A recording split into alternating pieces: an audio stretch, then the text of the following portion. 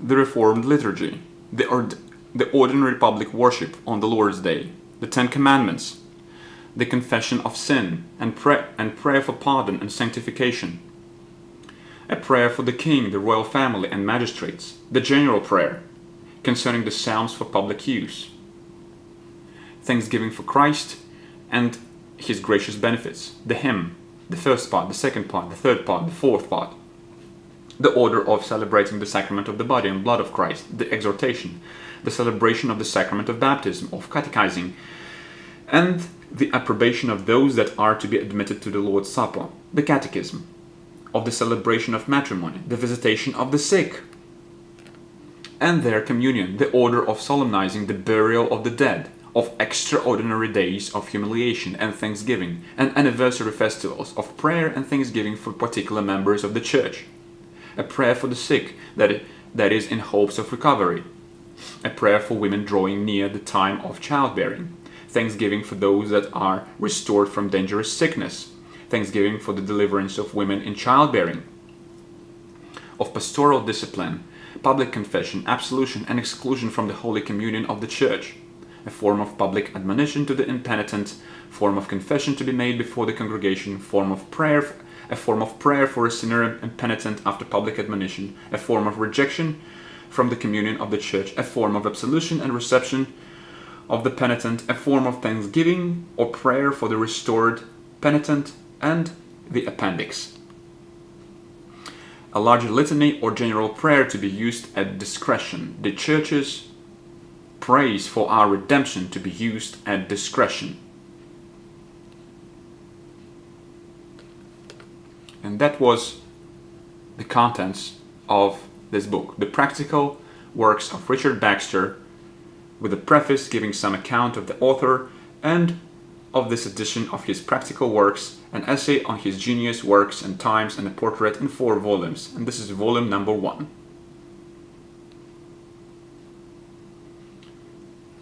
Christian Ethics.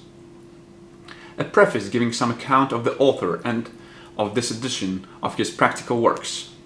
It is no vain boast through a fondness of our own nation, but is generally owned by our Protestant brethren beyond the seas, that there is no language in which there are more valuable treatises of practical divinity to be met with than in ours, and perhaps upon the strictest search and comparison, as far as there is any occasion for a decisive judgment, it might be found that there are no writings of that kind among us that have more of a true Christian spirit, a greater mixture of judgment and affection, or a greater tendency to revive pure and undefiled religion, that have been more esteemed abroad, or more blessed at home, for the awakening the secure, instructing the ignorant, confirming the wavering, comforting the dejected, recovering the profane, or improving such as are truly serious, that the practical works of this author.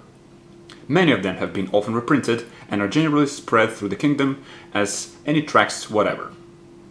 Others of them have been printed but once, and are not so commonly known as they deserve.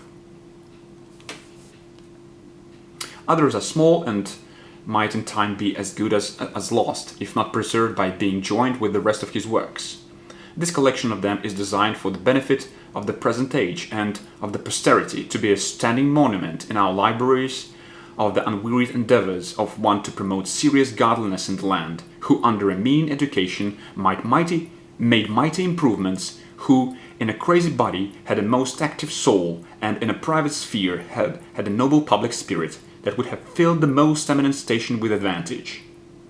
It is also intended for the advantage of ministers and students in divinity, who will here have at an easy rate such a treasure of practical divinity as no other part of the Christian Church can furnish with, and for a help to families, who will here find what may suit them in all their different relationships, capacities, and circumstances, and under that vast variety of providential dispensations in which they may need assistance. That great man, Bishop Wilkins, was used to say of Mr. Baxter, that if he had lived in the primitive times, he had been one of the fathers of the Church. What then more fit than a collection of his works, than posterity may be taught to do him justice? It was a great attempt in time of war, and The going through with it at such a time is a hopeful prognostic that the God of peace had blessed ends to serve by it, a subserviency to which cannot be a matter of comfortable reflection. It is usual to prefix to collections of this sort some historical account of the author. This were perhaps as little needful in the case of Mr. Baxter as of any other that could be mentioned, because of the large account of himself that he left prepared for the press, which has been published since his death in folio, an abridgment of which was afterwards drawn up in octavo, that has been as generally read by persons of all sentiments and persuasions as most narratives of that kind. But that the want of it may not be charged as an unpardonable omission, and that such as have not consulted either of those narratives may know what sort of person he was that was the author of those works, which after having been long extant separately, are here published together. The following brief account of him is thought fit to be added. He was a native of Shropshire and came into the world November the 12th, 1615. His family was of some standing in that country and had made some figure. John Baxter, Esquire, in the time of Edward IV, was thrice bailiff of Shrewsbury and owned a whole street in that town, which, with other estates, went with a daughter to Mr. Barker of Hammond, grandfather to Colonel Mildmay's lady. His nephew Roger married a co-heiress of Richard Leighton of Leighton, Esquire, by whom descended to him several hundreds per annum, of which he was deprived after long lawsuits with the hair-mail. His son William was reduced to the quality of a freeholder of £60 per annum, but was married to Elizabeth, the daughter of Roger Beast of Atcham Grange, a gentleman of £400 per annum. His son Richard married the daughter of Richard Forrester of Sutton, of the family